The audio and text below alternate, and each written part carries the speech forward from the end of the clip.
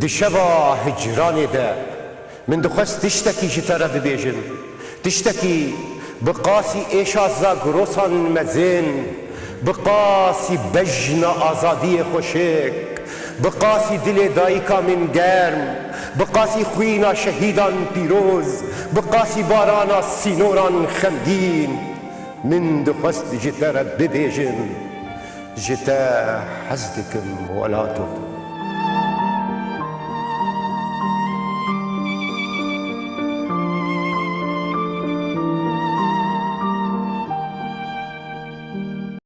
دما خوش ببینرین هجا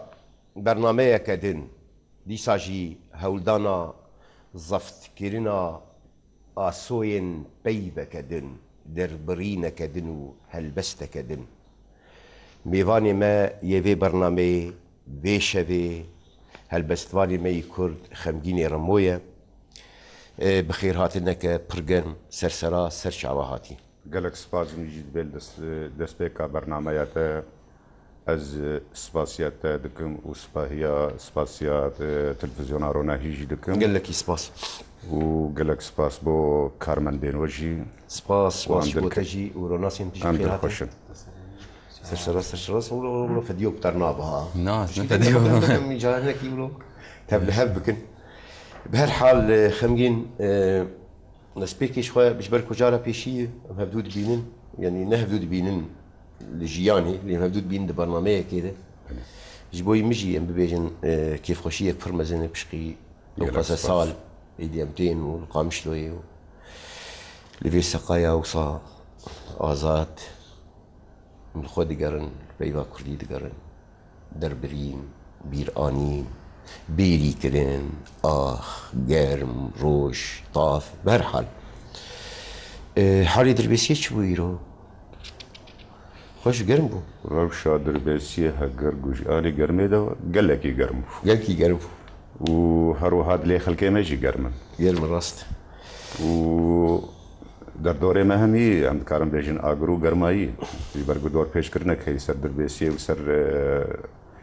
دفره مای سینور آواکی تبایی یعنی اگر گوشر راست یعنی نین الدفره ما لی دور پیش کرنه که یعنی برچی بون هی وسطاندن هی آستانگی بدوین روزانه جهمی بله آوی دهنه بله هر هاوی دی خمگین سن اگر پرسکو صابی کرن ده هلبسته ده هلبسته خمگینی رمو بله مروف چه تأثیره مثلا جغرافیای باجار دکار زفت بکه یعنی گند یعنی نافچه مروبلی زاروکتی جوانی و هدی عمرجی بردوام دبه ام دکارم با آواکی دیج بیشن خوزایی یعنی سرشتی قباقو ام چلا گنده کی کن یان باجاره کی یان گلیه کی یان نواله کی هلبت ام چلا جغرافیک تایبت دکن آواکو دهشی مدای ددلی مدای لی تو بخواه لکویش دایی بوی از گنده کیش گنده اندربیسیه کو دبیجنه تعلقه یان جی تعلقه مالا جمیل پاشا تعلقه بله زارو كتير وربو بزارو كتير وربو وبراسيج قند بوما بهشتك بتشوف بولي مخابن قند كدبر كاميرا عربي ده وخلكي قند مشختي ودر بدربون وهنجي هندك معني بيدارية دكن برخداني دكن وخرا قرتنش شن سالي بو تجور دركتي شن سالي يعني من زاروكتي اخو بشك جدسبيك اخورتاني اخو حتى قلت انا بو حيجة صار جي القند حجدة سالي جي حيجة وبيفاش قند دركتما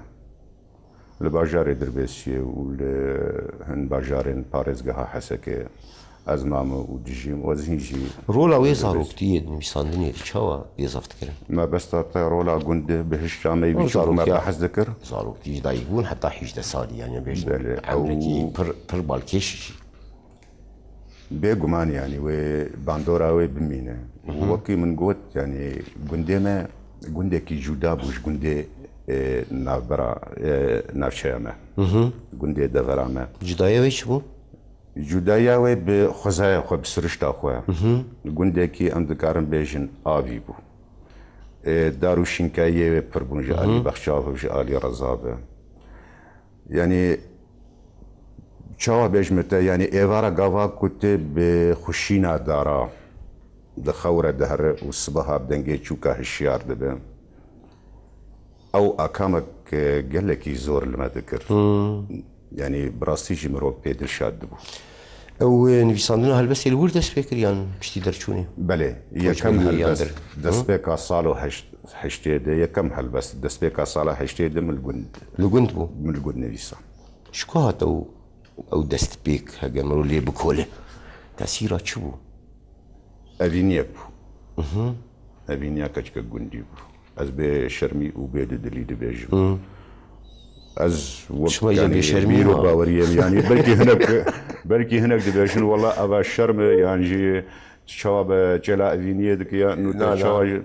از براسيل بيجن من افينيا دس بيك افيا بيشي بري قال لك جرى افينيا كشك جندي بخد با افينا جند افينا جند با افينا ولاتكش بلي برين هاي جارك هوالي مع حليم يوسف جان دوسر قول يعني كسي كن كار بشافي كشكا قندي حزبك وين كار بش قندي خوش حزبك اگر قلت نكار قندي خو حزبك تين كار بش ولا تكيش او هلبس تقادست بيكي بكردي بو بله افياج وك اقادري از دخوازم از بدم مبجاري بعربي نيفيساندي اج عربي وردقرين بكردي لي بكردي بعربي من هيش نيفيساندي ونجي از دخوازم از بنفسين شما زمانه كيما هي يعني از اگر وقت ماف به وقت كار وخبات به اگر تو خازه خدمتك جي زمانه خربك جي ادبيات خربك زمانه كردي سر ما فرزك ام خدمته زمانه دايكا خربك دايكا كما فيري في زمانه كريه ام نتني في زمانه بباريزن بري ام بيش بدن في زمانه او هلا بس بيشي هي هنا يعني شو هل بس تابيشي هل بس هي اللي مخابن من البيري يعني او جواز نهاشتر نعم بس تعمل يعني تقابيت يعني هي لا ابا هاني ابيتنا نيفساندنا الجمنين أذكرن بيجم يعني جروجا كم نيفساندي او حتى روجا يرو تشهل بس بتشيروك بتشغوتار بتشور قراندم به تم باراستينا ايتدي هنا بيجن بي شغي هولدانين بيشين بون يعني الخداناين بيجن بي افشعر امنش خجارنا نا اسخوش فيها ناشوم اللي وك وشاندني وك شاب كرني من خستنا برافو كي خوي بيشين برافو كامي بيشين شو خرج صلاح هزار ونحسد ونودي نعم بس يا بكن تخازم مير بس بغافا بيشي تخازم يازف بكن جبوم شخر هدي بمشن بله يجا او هلبستا كسر انجاما افينيا كيبو بله چاوا دكار بنجه جبوي ايدي هلبس نويساندن بردوام ببه مثلا تو هلبس كثير خنت هبالين خودر دور ايش فرتويد يعني تشخور هشت انا فاتشكي خوزاي من قوت يعني ام تشتيقو از دنبسين از بيرو باوري دنبسين مش نيسان خوشرنك هلبت مش دوستو هبالها جرد خو او افيني تا بيشي بله تا خنت كثير مش قالك ارخون جي دردوري خرج دوست رجع هبالها مش قالك ارخون دي وهيجي وك ارشيف يعني ارشيفيه من دماي بله شو هالوسطاوانا ببيجن قال كي البردري مشيرين ما يعني قاضى من يكم هالوسطا ايك تجوار دخنت شو جانا حنكي خمرو جانا بين خوش جانا اباد فرد يعني وك خندفاني كردي وك جهداري كردي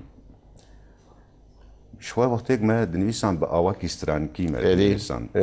جهداري استرانا كردي او وقتك قافاك وتجوار هلبستك تكون بي او استراني قالك بالقشيب هون شيء نايب إيران براسي أزويات بيجم بيدري نايب إيران كسكي من نقولتي إنه هالبستات أنا خشبو أنا زعلان إجا دي وقتها بس هنا كابوكو تاع نخش بتاع عاجز بابا لا أبيا الجمع خندفانك كي جهية جهدارك كي جهية هر خندفانك هر جهدارك الجوري تيجشتنا أخويا تزوج لك يعني بلي ده هالبستات تيجي بيشاد به يعني جي بي خنجين دبه يعني جي بير اني ويتي بير يعني جي ايشو كوفاني ويت فراد بين دفر السرة دايا اي خندفان و اي جهدار دمينه بيشتي وي خمجين تأثير شاوا اجا دست بيدك خندني تعفكانيني اجا اسو برفره دبين وجا مرود كفين بيجن بروسسان بيساندني يعني اجبو خمجيني رموز دبي اجماع شاوا بردوان دبي من الفيديو دبي تشتكي بيجم يعني بريكو از هلبستي بنفسي يعني جي دست بهلبستي بكون من قال لك السترانا كردي قداري تكر بله سترانا كردي يا تومار كري لي وقت كتاب البردستي ما نبون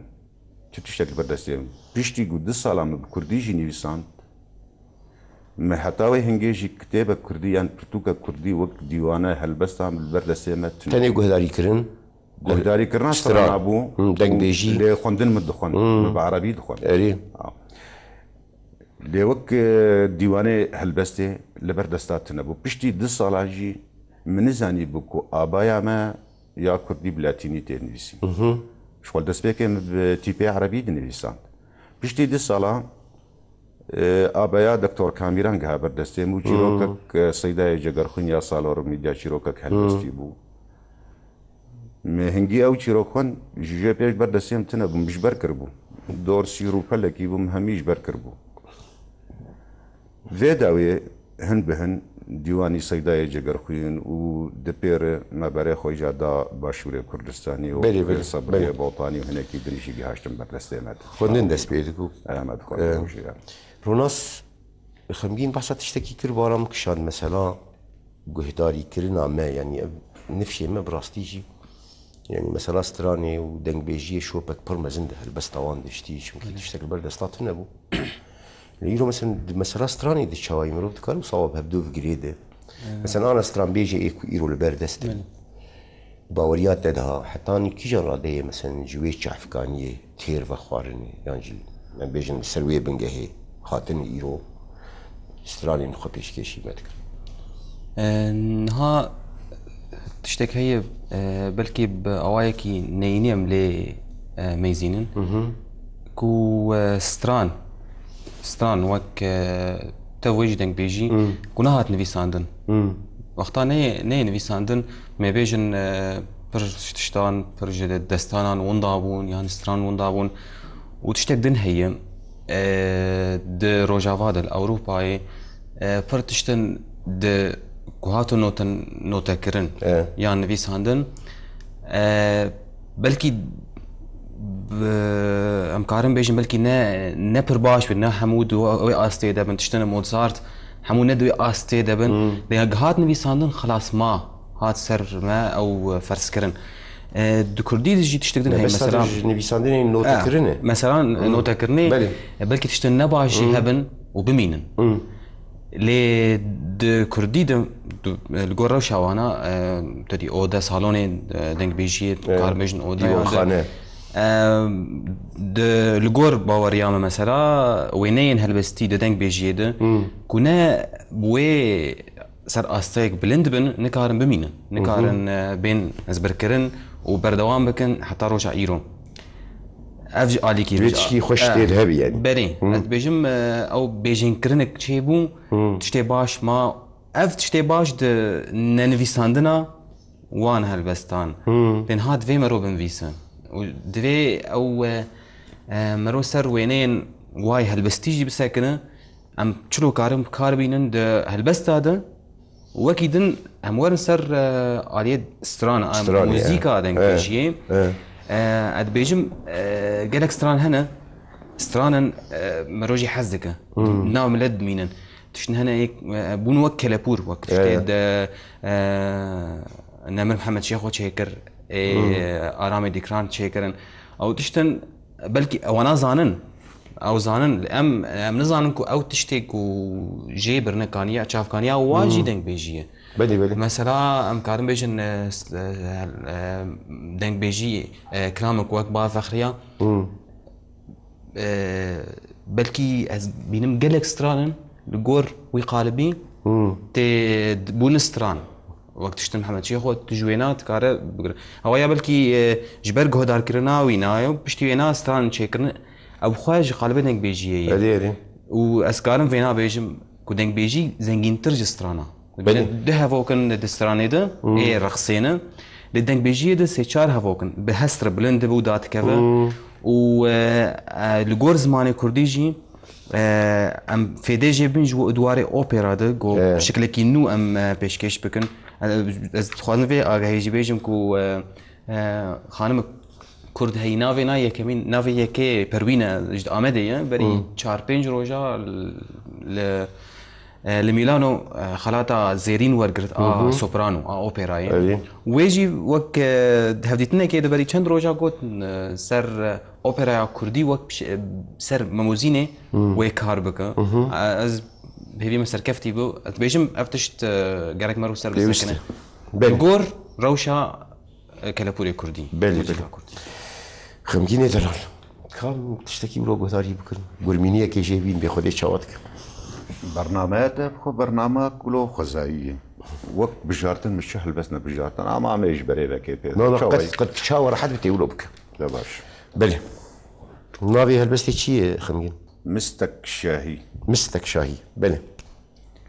أزين زانبم كل خمجيني من تيربا الشاهي تني مستك شاهي من جيت بجات وجيهان بيك ودا آلي أي شاها شاهية تيكار بقريك خمان جكوراهية دلي من ببشكيفة وبيدنجية من بك ججن وسرسالي از دزانم قاوا تتي بهاتنا تر ألن طاريا شغي دكاليش قل بلنجيتا لبياباني دلي من دبشكيفن رفي پروانيان للدردوري من هالدفرن ودنجي كوا بالصد سازي لقوهي من ودنجدن سلاوي انت باوشن هلين خما جدلي من هالدوشن دستي تا لناف دستي من طاوة هيوي وديمي تا شنديقشن اگر خشيا فيني أبا تكانيا خوشاوية ويسر وبا السر خوشم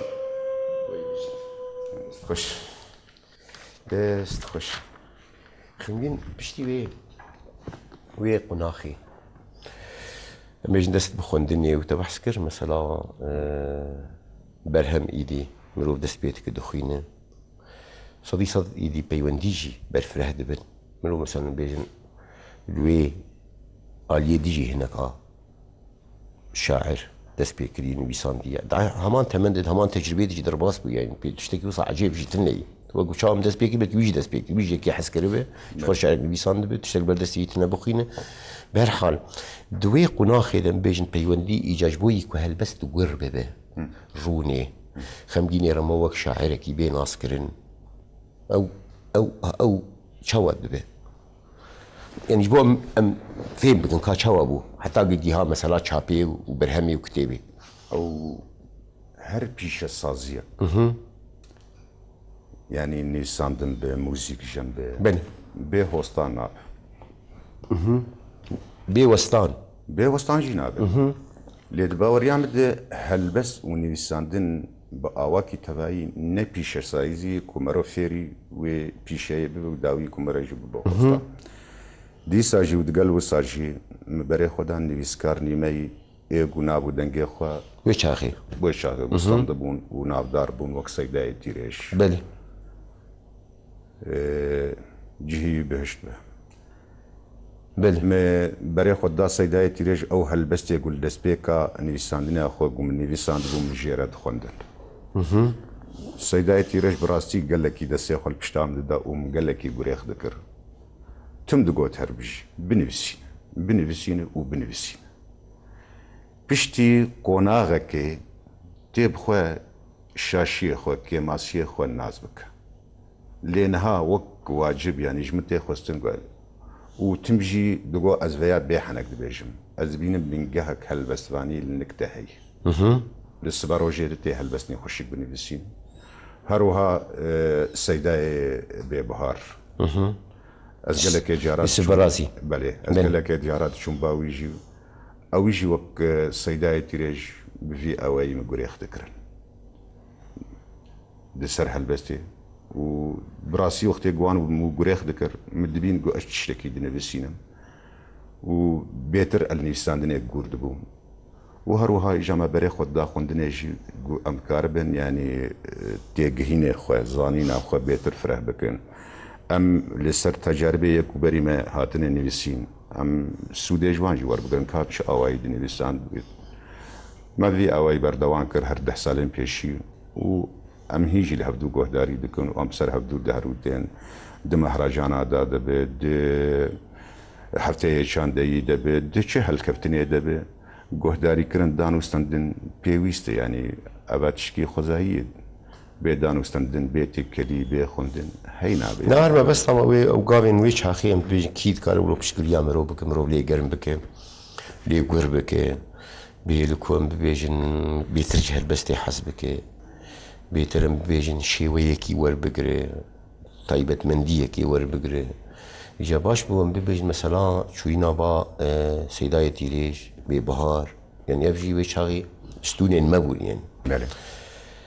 و مثلا دگەلک هەت پەیوی ناجی هەر مثلا ئێکو دەست پێکریە ئێکو هەول دایە یعنی هەر گاوژی ئەو کەسانە دووبارەژی دەبن یعنی دبێژن بوون وەک قبلەنامەیە یعنی ژی نفشن پەی خۆڕە جاڤژی خۆشە ببێژن یعنی تشتێ وساژی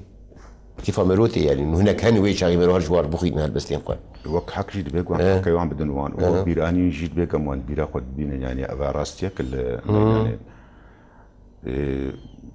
يعني بژیە خۆ بە مەزمبوونا ساڵێ خۆیان ژما مەزمتر بوون یعنی بەێ نه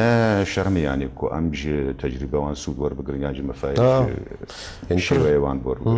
لێ خەمگین دوێ قوناخی مرۆڤ چاوا دکارن ببێژن بۆ بر لە ئالیەکی دن بێژن تشتێکی دیژی هەیە ناوێ هەلبەستا عەرەبیە لە ئالیەکی دن مثلا کوردێن دنجی هەنیەن کو بە عەرەبی دنیویسینن ئەوژی شەعرە ئەوژی هەلبەستە ئەوەی کو مثلا تێ و بە کوردی دنیویسینیان ژیان بێژن بە کورمانجییا ئامەی کو ئەم دنیویسینن ئەم خۆچاوە ژور بکاربن وسا نەخۆ ڕزگار بکەن بەس بە ئەوەیەکی خۆ بپارێزن کو ئەم بکاربن کورمانجیە بێتر ژەندر فزافت بکەن شتێکی وساوان ببێژن یعنی شوونا گەلێکانە مثلا بەحثەکە دەبێ ئەو نویساندی تەرجەما عەرەبیرۆ فەنا ئیجا هەمەتە کوردی نویساندی مثلا ئەو حالە مەرۆ چاوا کار بێت يعني تدي تي مثلا ديجي ها مثلا كاتشعف كانين ماتش بول بله بوبر ئەمێ ڕاستیەکە بێژن شتێکی بەلووی وەک خوێندن حتا بڕۆژە ئیرۆژ خوێندن ئەمە یا زمانی عەرەبی ئەش خۆ دەست پێ دکات یا زمانی کوردی بێتر سەدەمێڤی تشتیش بەر پرتوکێک گوتگهێن بەردەستێمە گۆڤار و ڕواژنامە وێدن یعنی بەشێ عەرەبی تمژیە کوردی بێتر گەهانە بەردەستێمە وەک وێژەیە جیهانیژی گاوا گۆ ئەم وێژەیە وەرگەڕاندن تمام زمانی عەرەبی دیسا ئەو پرای ئا کومەتگیرینێ ئەدەبێ جیهانی وێژەیە جیهانێ ئەوەیە ڕاستیەکە یعنی لێ دەڤردە وەک نویسکارێک کورد گاوا گۆ ئەم دەنویسینن ئەم بە کوردی دفکرن یا ئەم بە عەرەبی دفکرن ئەگەر گوتێ بە عەرەبی فکری و تە کوردی نویسان شۆژ وێ بهنا وەرگەڕاندنێ ژێبێ لێ گاوا گوتێ بە کوردی هزری تفکری و تە بە کوردی نویسان دباوەریان دوێ ڕەسەنی بێتر هەبێ و ڕەسەنیژی دەستپێکێ بێکی مشتەردا خویاکردن ئەگەر گوتێ کولتورا خۆ باش تێنەک هێشتە بێ تە باش گۆهداری نەکرد بێ تە باش نەخۆندە بێ دیێ بووری و دیێ ئیرۆدێ تێوەی ڕەسەنیە ژینی کار بە باش بدە ئەز vê dikarim bêjim yanî di navbera helbestvanekî û helbestvanekî yanî vî beşê me îro ku em dimêjine roja ava bi rastî jî gelek helbestvan hene gavak mere helbestê wan dixwîne mere dibîne di bin bandora erebî hatî nivîsandin ya jî gelek cara wek te got mere dibêjin qey bihna wergerandinê jî evanat baweriyan bide û rêzdariyê min bo hema em bêk û keskî nav bikin yani xwendina wanî ya Kurdî ez bê qey wê kêm be yan jî baş bi kultûra xwe ve negirêdayîne yan jî xwendina wan ya zankoyî ya akadîmî êdinê zora aliyê din birî aliyê Kurdî tê çawa bi çanda Kurdî bê girêdan bi kultûra Kurdî çawa xwe derbibire xeyala xwe hestên xwe ji ber ku heta niha gelek jî wilo hîn dibêjin dibe bi Xwedê zimanê Kurdî têra hizrê me naku gem pê binivîsîn ez ne li wê baweriyê me Elî ev pirs heye baye نلوي باوريم يعني اگر قلت بخوازت بكردي بنويسينه زمانه كردي نو كنك دبينه جو زمانه كي قلقي تنقا ازي فيتشرو كشتر بيشم اگر بكردي بيقول دليفه يبدا من بري هيفوني بك الكردستاني والهوليري بني حوالي ما دلداري شكو هي ازبقيت بيبيش بني ما بحثا قوتني زمان انجليزي ذكر ها وكو عم دزان زمان انجليزي زمانك اكاديمي زمانك بازرگاني با يك دزگيي ونزان بلي بلي حتى قوتني جورج بوش داوي كو هناك بيفني بير دردكتن يعني وكو جري زمانيا زماني انجليزي دردكتجي هجمارتنا قوتنا زماني انجليزي جها مليونك دلدار قوت مشي فرهنگه که دسر هفدو گو حتی نها 600,000 و 300 و 30 و تشتا گوتنی کردی مدان سر هفدو و روجه مجمع مستاد حمل فتح جير افجيرو قوت گو الوي باوريم گو 600,000 جوان دابب 600,000 قوت مثلا خدي لي دركتني يعني دفرده گوهليكرن بيتا بيدان اما شوا دو وچونه بكن اما شوا الگوتني دي و دابيرا بابو كالا مش خويجا اركن هالبستوان جي دوي مسألة او تشتي قو توز قرتن اما شوا توزي سر بدن آلي وان گوتني قو كم بونه ام ديسا بشيوكين و جنب كار بينن و ام واطياوي بيتر فرحتر بكن افاجي شكيتي خوستن جمنو تاتي خوستن كسيني سكاري كرتي خوستن وق باركي سر ملايمه ومدسبيك قو نتني يعني رولامك ام زمان بباريزن بليك ام زمان بيشي بدن بل كار راش بالهمي ام دس بقبي بكن بيخدي شاواتك دفرم فاتي شمال بخينا انا اما بيد هرم نافي يجمر بيش روجي حتى كنجي روجي حتى كنجي بله بيشتي قرزك هالبس وچند سالي دن وبيشتي چند قوناغ ودن سالي دن تباور بكي از دلفاني تما اي لهنگا رومانا من هين ننويسي پاییز دچن بهار تین و زوزان و گرمیان دل من تم وارگه و هیرینا اوینا تیه لیت نچویکت مشختیه نجی پاسکوویک چیاییه گه دور و وندایه گه جی نزیکی چاو دستایه دستار دمیجی داخوازیه من دهیرن و ازین زانبم پشتی چند هاوینه دنوی دلیتا ببی گولاوانه بو آفجنیه من و کنگی درگه دیرا اختوماره لمن وبن کومینا مطران عیسا از جیهانا جیرین لدوب خواب بهلم او سیبرات بکم بین ودان افروجی حتا کنگی من دوی از تهنا خواب بشکینم سبا او ایواران تنها بده پیال لیلاوا ارارات وچما لمن تسر ساري نسوز داري تنزاني كو تمن بدم سالار دبورين وهيجي كانيا بينوسي هالبس زين تيب دبن پروانه وخلقليستانا تدقرن بلي قل لك سباس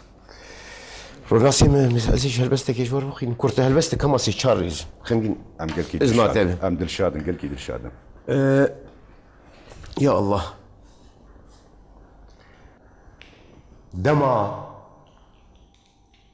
دما كمن جتا حزدكر دما كمن جتا حزدكر جبلي منو تا تكس لدنياي تنبو وي شاخي ناوي من أحمد دينبو ناوي تجي آمدا دل رفينبو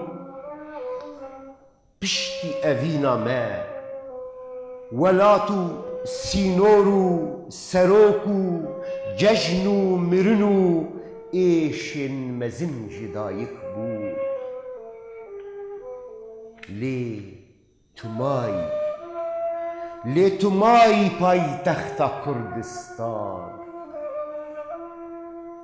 و از جی وأزجي دينو شهيد هالبستان ليتو ماي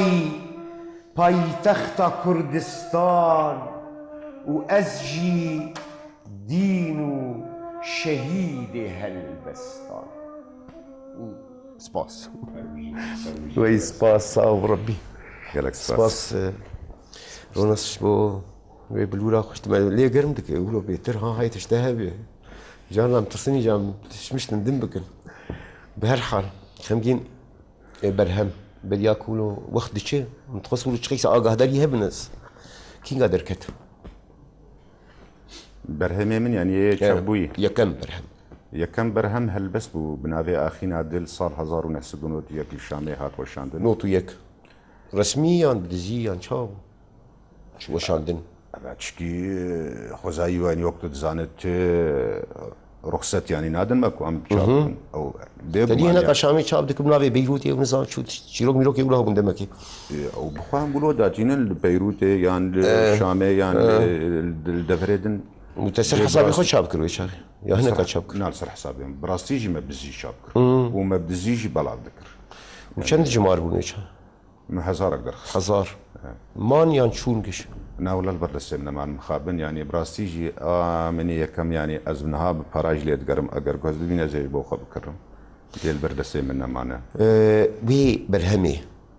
شكر شو هارتن شكر بشتي قدر كتو بلاف بو يعني ده هناذن خمجين الرمود وك هالبستوان برهم درد كبه دي باخر كي خلب بخينين ايدي شب سريتهات نخريا منو يكم لبرد لي مرو الشري بومن وك نخري قابا يكم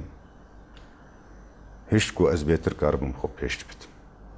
يعني زمينك شكر كون جيمي من الهوابة أزدزاني من برهمك شكري وأجوي برهمي أزيد كاربم تشني بيتر بدم يعني ومداجو أزين جدا ترس بترشينا بقولوا بشتيه برسيان ترس برسياري برس وترس وبر برسياري هم اجيش بهدور جلاي امنيفه يعني جلاي جفاكي ناي وك وجدان وك اخلاق وك هالبستوان انا تو وك هالبستان هات ناسكرن بشتر اما ام شخورد نبيسين المالي برا بحزاري هالبستان نبيسين ليبو برهم وكدشتي خلكيده دفرد تشتكي بقم في راستي زلالك تفقر رخنايد نعمة كرداد حتى انها النبوي اگر قصازيه ما هبانا ورخنا قر هبانا ودامو دزقه وروجنامه وإيدني كهنكا نيفيسان دبا يعني حتى قو كيمانية ميجي قوت بانا بلكي من السود جوان كيمانيا ورقرت با اللي مخابن حتى بروجا إيروجي يعني قوتارك بتنجي لسروي برافو كي نهاتي نيفيسان دون والوي باور يم لسر يبلي ميجي نهاتي نيفيسان دون اگر قو تشني هات بالنيفيسان دون وقت روجنامه كي دار قوي يعني أوايا بيتر شاوك يعني دوستانية قدنا برامو تدهية از بخوازم ازيد تشتكي لسر برافو كاتبني بسينم دي نبوي نرينا رخنية نبوي رينا بني يعني خندوانجي جي سود ويا هالبستوان يعني بسكارجي بو سود جي وركر دي تقوارتن شيبو بشتي چاپ کردنەوەی بەرهەمێ یعنی گواردن چ دەم بێژن شێوازێنی بیساندنی از پێدەتێن هەنکی جانا از هەنکی گرانی پەیڤن پێشیامە دبرێ پێشاتە دونیش بەروەخت دڕ مۆنەشکی سێمەتر هەلبەست یعنی بەڕافۆ کامنی یەکەم هەلبەست بووی ڕەنگێ گوتی بێژنێ کێشەساز یعنی مەوزوم بوو بووی ڕەنگێ سترانکی پشتی وێ me çap kir piştî wê me berê xwe ya nûjen ya serbest beravoka duwem ya li piştî wê min nod û şişat bi navê keskayiyên Kizirî keskayiyên Kizirî me şêwê helbestê ji layê şeklî vî yanî û heta eser kanim bê jî aliyê navarokê jî xer me besta me ew westfê bikin bêkar çi guhertin hat guhertin belê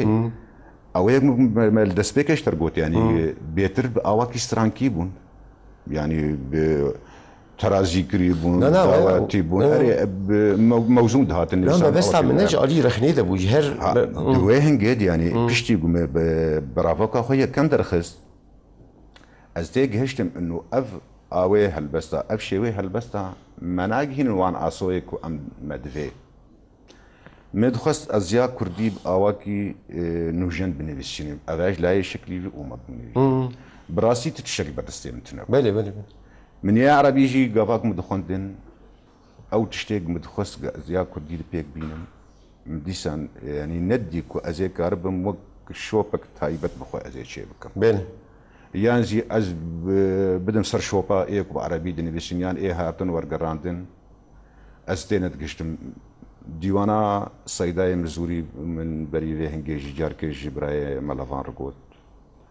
مقالك سوجي ورقرج لاي شكلي في وبايزوك وحيرانوك انت برهما دویم دی ایدی شواس لی گوهرتن من ببستات اوه نعم نه بشتي وي يعني شو اساسي خو اختمروا بحثي بك مجبورة دنجي خو رنجي خو تشيجا خو بيبين خو زباني خو تور بقريت هدي خو شيك وكل بستوان بله دي او شوازي كو ام بيجن برهما دو يمين دهات رونشتاندن بردوام بو يعني تقال بحثا اواكي ديجي بكي بله بردوام بو و حتى بروجا يروجي بردوام بروشيوي قومي جارد حتى بروجا يرو وهناكي جوي جودا جمني السنه ليش ما بس او يعني هن هالبستي مهنا باواكي بخشانجي تاني السنه بني ليدي تروك في كون هاكو اشتر دخني مك نمونه يعني موزيكا كوي فشارتي هي از پارچه پارچه دنویسین بجی پارچه کی حتی پارچه یعنی دست بکا پارچه حتی داویا پارچه ت او داوك يعني داوتي بيتي قافيه جانت هندري بارچه جيده او قافيه باواكي خزايتي بيكو ازوان شيكم يعني نا جانت الهلبستا فديجر خمجي نا بخشانه حتى داوي الهلبستين خو جانت الوان فديجر بشتي نويساندني بليز قالك الوان فديجر دوغهر جوهرتين جوز بينم بيدافي بأز جوهرم وجارنا جو بيرنجي خوزاي هاتي أزولوج دهيله جارنا تشناجي دافيج أنا تشني جيت عبيتن اللي تشني جارنا وك وجدليم هاتي در جارايا كم من بيساندي أزبوي بساطة تاوي يعني بوي عفوية تاوي جي أزدهيلم هناك هلبست هني جارنا وصلت خندي تقول يبنى لازم يانت تشراندي يانت قطاندي أبا هيج البام تشينوي چی تشتێک گوش دلێم هاتی دەرئوم نویساندی سەر و پەلێ بەرد لێم گەلێکی شێرینە وەک گوهەرین ئەس تێ دکم لێ ئەس بچڕین یا ئەس بسۆتینم ئەوال جەم چێنەوی وەختات نویسین کینگای براسی يعني يام مكملوا قال بي حالات عتتين نویسی نشي باره خمديني خوشي قري میوان هلبستی و شوختی الدریه من بده براسيجي النزان وأن الهيفياويم قالك إشارة أز الكولاني دمشم لقوهيم دي يعني جي بيفكي جي هافوككي جديتنا تشتكي كليتا هلبستي بمرشيد بكو أز بنفسي لي برانيا وقتا خوكو أز دنفسي أز الشفيد دنفسي شيف بالشك وك مشترقوت جانا قال لك جارا اد بريبورت بوهارتي كي اش باجار كي دارم باجار كي دو ترامبير جيد هاتن بيرامه من نيسان نافي هلبستي داويد داتينيان بيشي يان شاوي هلبست بيشتي جو از دنبيشن از نافي هلبست يانج هبوكا كي دبجيرم يانج بيفا كي دجميرم وجارنا جي وقت قوت بريكو هلبست بين نيساندن نافي خل بيشي داتينا ابجي هي أنا حالي حاضر بيوندي شاوي دانستندناوه البستوان نویسکار نت شارچويه كم بيجن سازي ودزگاس نبحثاوي دكم دا اواي لهبدو گهداري كريني هب ليغور كريني هولدانا خوندنا ازمونه وتجربين هبدو آگاهدارين پرچين دين باجارين دين دوي شارچوي درو شاوي لفان سال داوي براسيجي او تيكلي كيم بونا قالكيش كيم بونا وابجي بروشك تبعي قريداي روشة سياسية بورية جباكي قالك حوالي ما بباش دريا كتن يعني بري خدان اوروبا وكتن يشبدو بلابونا يعني براسي انا هر يكي قجمة قد نفسينا اذكارن بالتناخوي يعني دهندري اودا خدي دهندر مالا خدي سالي جارك يعني هالكفتك شيد بكو ام وق بشداري تيد بشدار بنيانا بخو يعني وان 4-5 ساله داوي من بشداري تشتكي نكري بری چند روکی او هفته بوری تبخوا بله، بله. هفته یک چندی من باشاری بسیار چه کرم کاری به هجمارک باشی بدست جبلي هلبستي خمجين از چیروکی دنویسیم چیروکی دنویسیم چیروک گل کی بالام دکشیم بشتي هلبستي هاتي بير ولو مثلا نویسانا چیروکی پشتی 5 سال نویسانا هلبسته هات بشتي 5 سالة ليه مش برد من الشيروكي جهداريتو كيف عم بحكي شيروكي وحتى بروجا إيروجي كوندي جو أذكرت الشيروكي والروماني تخينم إذا قيسي هالبستين أخونا هولاني روماني هن تشتكوس هولداني روماني هنا وهزرا روماني يجي السريم مدي ما يدي رومان قال لك وقت يدفي وقت فالابون تناهي وآرامية عادل وجانجيم كو يكاربه خوشير فالابكو يعني وقت تزان جارنا بهيفا بالصالة جيني سينا روماني بردوان بله. او وقتا از يعني بيدفين بهيكو از روماني بني بسينم او وقت نينا بني كاراشي امبر داويد için هاي تشتهل كيف ده ما كانت نخصنا نافي چی؟ جانا هيفيان جانا هيفيان فرمو جان وجان حتى بداوية جاني من دادو ليلاني كسر وكسر لدوجها قمانا من زفية ستريا بجانا هيفيا دل شاندن وهيفا من خابينو يارا من جادو قرك ليزو دلي من قلوكا ريس وتشيرستي بتشبو راس دباد دا لهشياريه دخوناده من تم سرناده افيني دخند جاواده با از دچوم دناو پیلاده و قرآوا بين وداني تم جمن دور يارا فردوس نتني بو من ياره بو هر دلداري بهاره بهنا قلين جهرين جهاوير دا بربلاوه مست و مست آف جنين دقر آوا ويدا هوشمانيه نيشيرا نهنگاي ليدانا تيريسي خور جرگي من جيد برينداره ورفع لدورة وروكي تناهية بين ودانا لبيابانا قال لك بس بروجيا ايرو لبردس تشهي ايرو روش دوي دميد دوي قناخيد يا هريم بيجن كوالا تدكشينه هجرش بوي شابيب هجرش بوي نبيسان دنيبه يا كتبين جوي يعني جدار بين بيجن خرج راجيانا ايرو ايش ودرد وكله حسرت وبيدفي وانا دقشي دين اليكي خمجين يربنو بشم جول انا براستي وقت اخواز وكيفي متشن دستنفيس البردستا هنا وازبين وقت وان بهريش قرك جزود هات بانا تشابكرن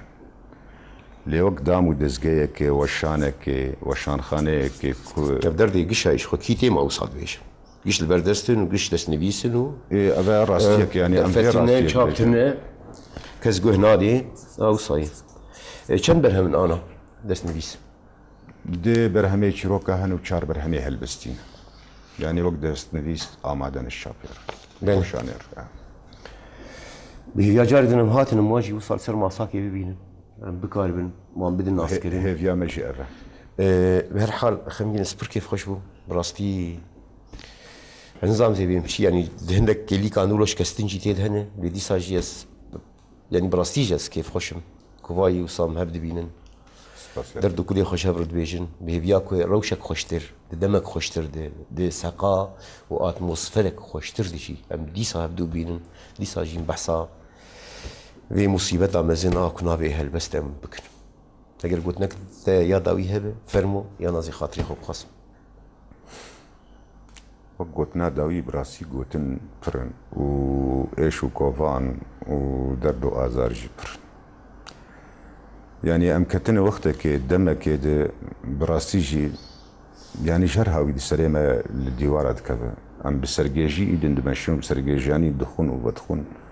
مالي وحتى قال لك جارا جهاشتي واصتي يعني ام نابي حوالي خوش جبيرتك ووقتها قلت ام بهيفينا اف ازمونا اف استنجي دمك كرت قام جي رهاب بلي قام بجيهن ازوني فرتر بلي وەک هێوی وەک داخواز و هێوی داخواش خوێنە داخوازێک تایبەتی یا تەواایی بن و ئەمێ سەروێ هێویە سپاس gelekî spas Ronasê Mûro em ê bi bilûrê bi dawî bikin zê xatirê xwe bixwazim bi navê mêvanê bernameyê Xemgînê Remo helbestvanê Kurd û bi navê bilûrjenê me Ronas navê te bêjim xatirxwestinekî pir germ heta heftiyeke din em ê dîsa hevdû bînin dîsa bi navê yanî ez bi navê hersîka spasiyên pir germ şev xweş hûn di xêr û xweşiyê de mîn gelek spas.